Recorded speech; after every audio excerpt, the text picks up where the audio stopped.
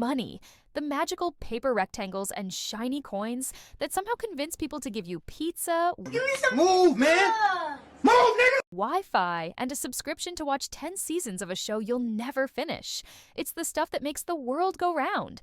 Well, technically, the Earth spins because of gravity and physics. But sure, let's blame money. Now here's the thing. You work hard, you get a paycheck, and you think, ah yes, my money is safe in the bank. You're wrong, Mr. Kinley. Your money isn't just sitting there like a lazy cat. The second it hits your account, the bank grabs it, gives you a polite smile, and then immediately yeets it into the economy like confetti at a billionaire's birthday party. What do they do with it? They hand it out as loans. Mortgages, business loans, car loans, maybe even a loan to some guy who wants to start a TikTok-themed restaurant. Doesn't matter. The point is, your boring paycheck is suddenly out there in the wild, helping strangers buy houses, build skyscrapers, and fund companies that invent things like smart fridges that text you when your milk is sad. Congratulations, you're an investor. You didn't agree to it, but hey, your money's already busy making the world spin. But here's the plot twist. Banks aren't the only ones playing hot potato with your cash. Oh no. The financial system is basically a giant game of Who Wants to Be a Trillionaire, starring the most chaotic cast of characters you've ever met. Businesses borrow it. Governments snatch it up to fund wars, highways, and very important things like giant cheese sculptures. Insurance companies hoard it in vaults like Scrooge McDuck, except instead of swimming in gold coins, they quietly invest it in bonds and then still deny your claim when you crash your Prius. And don't get me started on hedge funds. Hedge funds take your money, slap on a tuxedo, and gamble on absolutely anything. Stocks, oil, crypto, even whether Kanye will run for president again. Meanwhile, pension funds, yes, that boring deduction on your paycheck, are out there buying luxury hotels, shopping malls, and probably your entire childhood neighborhood. You think you're saving for retirement? Joke's on you. You're already a part owner of half of Manhattan. And all of this is happening invisibly, right under your nose, 24/7. You buy a latte? Congratulations! Your $3 just entered the matrix. And in about 0.0003 seconds, it's been multiplied, leveraged, and transformed into a corporate bond funding a factory in Taiwan. Don't ask how. It just happens.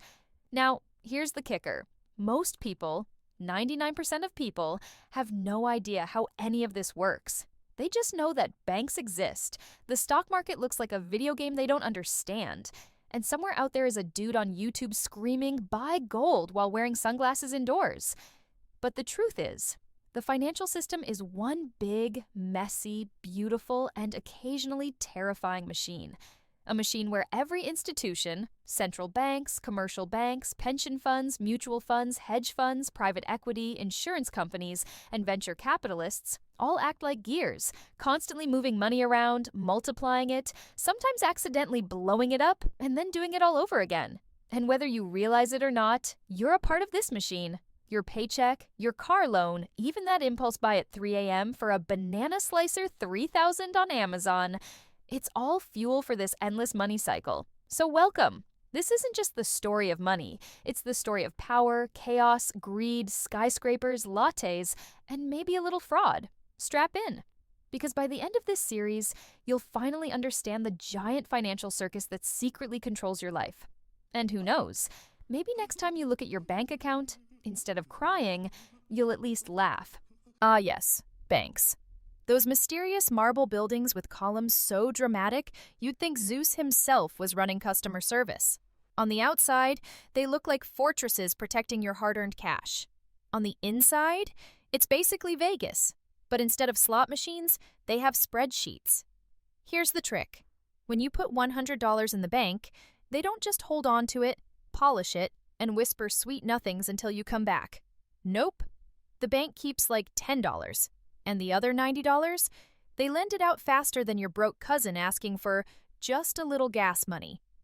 This magic trick is called fractional reserve banking, which is basically a fancy way of saying, don't worry, we'll always have enough money for you, unless everyone shows up at the same time. Then we're screwed. And the crazy part? This works. Until it doesn't. See 2008 or literally anytime someone panics on Twitter and yells, "Bank run!" But banks aren't just about holding money. Oh no, they're about selling money. They'll lend you money for a house, a car, a business, or even a 72-month loan on a microwave if you ask nicely. And then, here's the genius part. They charge you interest, which is banker speak for, "Thank you for borrowing our imaginary money. Thanks! Please pay us back extra." Forever. So while you're sweating, trying to pay off your credit card, the bank is chilling like, "Another quarter in profits, boys. Champagne's on me." Now, banks come in flavors. Commercial banks, the ones you deal with. They give you debit cards, overdraft fees, and those exclusive offers that are about as exclusive as a Walmart sale. Investment banks. These guys are Wall Street wizards. They don't care about your $1,200 paycheck. They're too busy helping billionaires buy yachts and companies merge into mega ultra core. Central banks, the bosses, the puppet masters, the ones printing money like it's a TikTok trend. The US has the Federal Reserve, Europe has the ECB, Japan just prints and hopes for the best. Central banks set interest rates, which basically decides whether the economy is in party mode or full-on hangover. Raise rates, borrowing slows, everyone cries. Drop rates, borrowing goes wild, everyone parties until inflation shows up like the cops. And here's a fun fact. Banks actually create money. Not by printing it, that's too obvious. They just lend money that didn't exist yesterday. And poof, suddenly there's more money in circulation. It's like Hogwarts, but for capitalism. But of course, every hero has a dark side. Banks are also professional fee collectors. Want to withdraw your own money? Fee. Want to transfer money internationally? Fee. Want to breathe near the ATM? Fee. If they could, they'd probably charge you for logging into your account. And yet, we keep going back. Why? Because without banks, your money would be under your mattress. And unless you own a mattress the size of the Taj Mahal, that's not going to work. So we trust them. Sort of. Even though deep down, we know they're like that one friend who always says, "Don't worry, I'll pay you back." Spoiler, they don't. In summary, banks are not just vaults. They're the oxygen of the financial system. They take your money, multiply it, send it flying around the world, and then hand you back a sad little receipt saying, "Balance, $4.72. But don't worry, because the deeper we go into this series, the more you'll see that banks are just one player in the greatest financial circus on earth. And trust me, the clowns are coming. Oh yes, governments. The only people who can spend money they don't have, and somehow still get reelected? See, when you run out of money, you cut back. No more Starbucks, no more online shopping at 3 a.m. for life-changing gadgets that just slice bananas. But when a government runs out of money, they just borrow more. And then they call it stimulating the economy. Governments love debt. They borrow for roads, schools, hospitals, tanks, jets, wars, space programs, and sometimes giant golden statues of themselves. Priorities. Now here's the trick. When a government needs cash, they don't go begging on the street corner. They issue bonds. A bond is basically a fancy IOU. They say, "Hey world, lend us $1 trillion. We'll pay you back. Someday. Probably. Hopefully. Maybe." And the world says, "Sure, why not? You've got tanks. Who buys these bonds? Banks, pension funds, insurance companies, and other governments. Yes, governments borrow money from other governments. Which means the global economy is basically one giant group chat of countries Venmoing each other. But here's the wild part. Government debt isn't small. It's not like, oops, we're $500 short? Number. It's in the trillions. That's 12 zeros. Numbers so big they don't even look real. Like your little cousin typing on a calculator. Look, I made $9,999,999,999. And yet, it works. Because people trust governments to pay them back. It's a miracle! Even though, let's be honest, governments are basically the worst roommates ever. They overspend, they fight, they shut down randomly, and then they promise they'll be better next year. Now here's the secret sauce. Governments also have a cheat code. Unlike you, they don't need to actually earn money. They can just raise taxes, print more money, or borrow forever. If you tried this in real life, your credit score would be buried so deep it'd be studied by archaeologists. But for governments, it's Tuesday. And when governments borrow too much, they just kick the can down the road. Debt ceiling crisis? No worries. Vote. Raise it. Done. It's like being on a diet and saying, okay, fine, one more pizza. Starting tomorrow, I'll be healthy. And then saying that every day for the rest of eternity. But wait, it gets better. Some governments owe money to their own central banks, meaning they borrow from themselves. That's like me lending myself $20, writing a contract, and then bragging to everyone. Don't worry, guys, I'm good for it. The funniest part? Despite all this madness, government bonds are considered the safest investment in the world. Safe, stable, reliable, yes, the same governments that shut down, overspend, and argue like toddlers in Congress. Safe. So here's the punchline.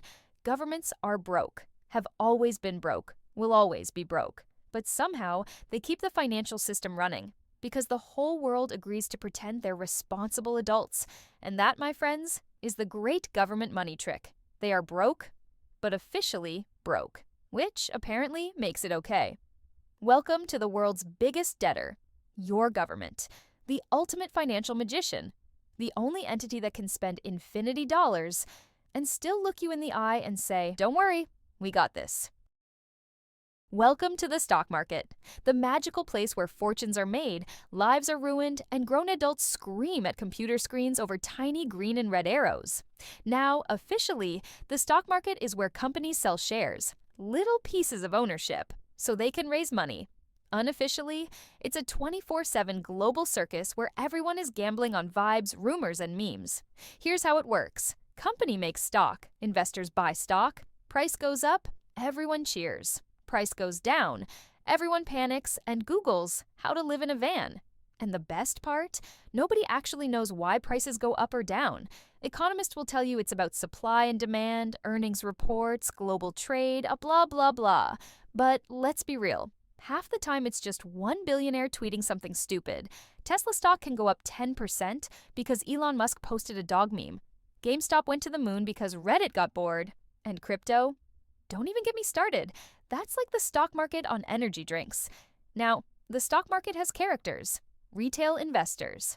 That's you, the everyday hero with a $200 Robinhood account trying to beat the market while eating instant noodles. Institutional investors, pension funds, hedge funds, insurance companies. These guys manage trillions. They're like the whales at the casino, betting huge while the rest of us are stuck at the penny slots. Day traders, people who wake up, drink 4 Red Bulls, and spend all day clicking buy, sell like they're playing Call of Duty. Long-term investors, the boring folks who say, just buy an index fund and wait 40 years. Yeah, thanks, Grandpa. I'll totally sit quietly while everyone else is yelling, to the moon. And let's not forget the stock exchange floor. You've seen the videos. Bunch of guys in jackets waving papers and shouting like they're ordering pizza in the world's loudest restaurant. Do they still do that? Not really. Now it's just computers quietly buying and selling at light speed. So yeah, the future of finance is a bunch of servers in New Jersey. Speaking of speed, high-frequency traders literally use lasers and fiber optic cables to shave milliseconds off their trades. Milliseconds. Because apparently, in the year 2025, the difference between rich and poor is whether your Wi-Fi lags. But here's the punchline. The stock market isn't really about investing anymore. It's about speculation. Everyone thinks they're the next Warren Buffett. But let's be honest, most of us are just gambling. Except in this casino, the house always wins, and the house is wearing a suit. So why do people keep playing? Because deep down, humans love the dream. The dream of buying Apple stock in 2003, the dream of catching Amazon before it became a monopoly, the dream of turning $50 into $5 million with Dogecoin. And sure, for every millionaire made, there are 1,000 people quietly crying into their empty Coinbase accounts. But hey, that's the game. In the end, the stock market is both brilliant and ridiculous. It funds companies, builds industries, and drives innovation. It also causes meltdowns, bubbles, and midlife crises. But you know what? We can't look away. Because nothing is more entertaining than watching the world's biggest casino, where the chips are trillions of dollars and the players are all pretending they know what they're doing. Welcome to Wall Street. Place your bets. Ah yes, central banks. The mysterious wizards of the financial world. They don't sell iPhones, they don't make cars, they don't even have a cool logo. And yet, They control the entire economy with a single move of their wand. Or should I say, interest rate. Let's start with the basics. Every country has a central bank. America has the Federal Reserve. Europe has the ECB. Japan has, well, endless optimism and a printer that never sleeps. What do they actually do? Their job is to keep the economy stable, which basically means stop inflation from getting out of control, stop unemployment from getting out of control, stop everyone from panicking too much. Simple, right? Except the only tool they really have is, drumroll please, interest rates. If the economy is slow, they cut rates. That makes borrowing cheap. Suddenly everyone's like, sheer, let's buy 3 houses, a new Tesla, and maybe fund a llama farm. If the economy is too hot, they raise rates. Suddenly borrowing is expensive. Everyone's like, never mind, guess I'll just stay home and eat ramen. It's like controlling the world with a giant thermostat. Too cold? Turn it up. Too hot? Turn it down. Except instead of temperature, it's your mortgage payment. Now, here's where it gets fun. When things really go bad, like 2008 or 2020, central banks pull out their secret weapon, the money printer. Technically, it's called quantitative easing, but let's be real. It's just printing money. They buy bonds, they pump cash into the system, and suddenly there's fresh money sloshing around everywhere like a busted fire hydrant. And when that happens, stocks go up, housing goes up, Bitcoin goes up, your rent definitely goes up. The only thing that doesn't go up is your salary. Now here's the wildest part. Central banks can literally create money out of thin air. Click, type, boom, $1 trillion appears on a screen. Meanwhile, you can't even get your bank to approve a $500 overdraft. But with great power comes hilarious consequences. Because when you print too much money, you get inflation. Suddenly, your grocery bill looks like the national debt. Eggs cost as much as concert tickets. And one day you wake up in Argentina. But central banks don't stop there. They also act as the lender of last resort, which means whenever banks mess up, central banks swoop in like helicopter parents. Oh, you crashed the entire global economy? Don't worry, sweetie, here's a bailout. And people wonder why bankers never learn. Now let's not forget the real power here. Central bank press conferences, one guy in a suit, Jerome Powell, Christine Lagarde, whoever, walks up to a microphone, says one sentence, and the entire stock market either jumps for joy or has a heart attack. It's like financial ASMR. So to summarize, central banks are the gods of money. They can raise rates, cut rates, and print infinite cash with a keystroke. They don't answer to voters. They don't sell products. But they decide whether you're thriving or eating instant noodles until 2040. And the craziest part? Nobody elected them. They're just there, the quiet bosses of the financial universe. So next time you hear the Fed is meeting this week, remember, that's not just boring news. That's the fate of your wallet, your mortgage, your retirement, and maybe even your avocado toast. Money printer go brrr, and your life goes with it. Every good story has villains. Batman has the Joker, Harry Potter has Voldemort, and money? Oh, money has hedge funds and private equity firms. Now, let's get this straight. Hedge funds aren't really hedges. There are no bushes, no fences, just billionaires with spreadsheets betting on anything that moves. A hedge fund's entire job is simple. Take rich people's money, make risky bets, and then charge insane fees no matter what happens. If they win, they get richer. If they lose, they still get richer. And if it all goes down in flames, don't worry, they'll just say, the market was irrational. Hedge funds invest in everything. Stocks, bonds, currencies, oil, crypto, your grandma's fruit stand, you name it. If there's money to be made, they're in. And they love using leverage, which is just finance speak for let's borrow a ton of money and hope it doesn't explode. Spoiler, sometimes it explodes. See, 2008 financial crisis. Thank you, hedge funds. Very cool. But wait. If hedge funds are the gamblers, then private equity is the mob boss. Private equity firms have a very special business model. Step 1, buy a company using mostly borrowed money. Step 2, load that company with debt until it's begging for mercy. Step 3, cut jobs, sell assets, raise prices, slap on some efficiency improvements. Step 4, flip it a few years later and walk away with billions. It's basically house flipping corporate edition.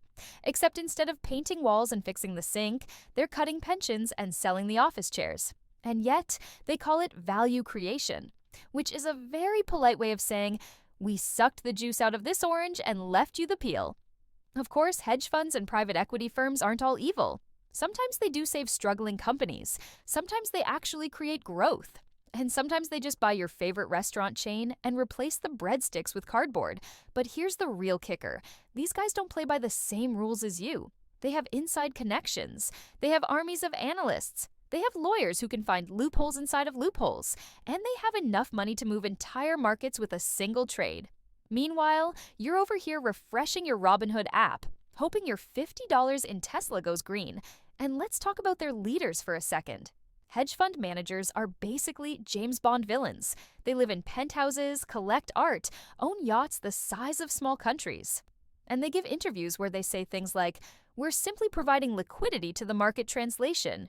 We're rich, you're not. Try more private equity bosses. Same story. They call themselves partners, but the only thing they're partnering with is your retirement money. Yes, because a huge chunk of pension funds is invested in private equity. So congratulations. If you have a 401k, you're already financing the villains. Now here's the plot twist. For all their power, hedge funds and private equity firms don't always win. Sometimes they make legendary mistakes. They short a stock, Reddit finds out, and suddenly GameStop goes to the moon while a hedge fund loses billions. Oops. But don't feel too bad for them, because at the end of the day, they still collect fees. Always. Even when they lose. So let's call it what it is. Hedge funds and private equity are the sharks of the financial ocean. Powerful, ruthless, and kind of impressive in a scary way. Do they add value to the economy? Maybe, sometimes. Do they make themselves insanely rich no matter what? Always. And that, ladies and gentlemen, is why they'll forever be the perfect villains in the story of money. Insurance and pension funds, the silent puppeteers. Insurance sounds boring, right? Talking geckos, quacking ducks, cute mascots. But here's the twist. These guys are some of the biggest investors on earth. Insurance companies collect your monthly premiums. You think it's sitting in a vault waiting for your car crash? Nope. It's already buying stocks, airports, and half the Starbucks you've been guilt-tipping. They hoard cash, invest it, and pray nothing bad happens. And most of the time, it doesn't. Which means your $120 insurance bill is basically funding Wall Street. Congrats! You're an unwilling venture capitalist. Now pensions. Even more boring, right? Just retirement money. But together, pensions control over $60 trillion worldwide. That's more than the GDP of most countries, and they don't just sit on it. They buy skyscrapers, malls, even sports teams. And here's the kicker, pensions and insurance don't just own stuff. They bankroll the bad boys of finance. Hedge funds, private equity, venture capital, all running on grandma's retirement savings. So yeah, they look boring. But in reality, insurance and pensions are the quiet puppet masters of global finance. The gecko and the grandma are secretly running the show. Venture capital, the dream dealers. Welcome to capitalism's casino. Venture capital is just rich people betting on nerds with laptops. The model? Fund 100 startups, 90 die, 7 limp along, and 2 explode into billion-dollar monsters.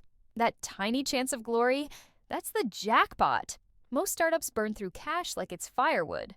Profit? Irrelevant. The goal is hype, growth, and an IPO escape hatch. But when it works, oh boy. A $500,000 bet on Facebook turned into over $1 billion. That's the high VC's chase. So yeah, venture capital is basically professional gambling. Only instead of slot machines, the chips are billions, and instead of losers walking out broke, they usually walk out billionaires. The big picture, how it all connects. Okay, time to zoom out. All these players, they're part of one giant money web. Your paycheck, pension funds, private equity. Your insurance bill, hedge funds, venture capital. Your taxes, sovereign wealth funds, Wall Street. So when a startup raises $200 million for AI-powered forks, that's probably grandma's pension money. When a private equity firm ruins your favorite pizza chain, your insurance premiums helped. When hedge funds short stocks and make billions, yep, still your money. It's a giant family dinner. Hedge funds are the loud uncles gambling in the corner. Private equity are the cousins who borrow stuff and break it. VCS are the kids selling lemonade as disruptive beverage tech. Insurance and pensions are the parents footing the bill. And when it all collapses, grandma, the government, bails them out. That's the big picture. Chaotic, funny, dangerous, but totally connected. And like it or not, you're already in the system.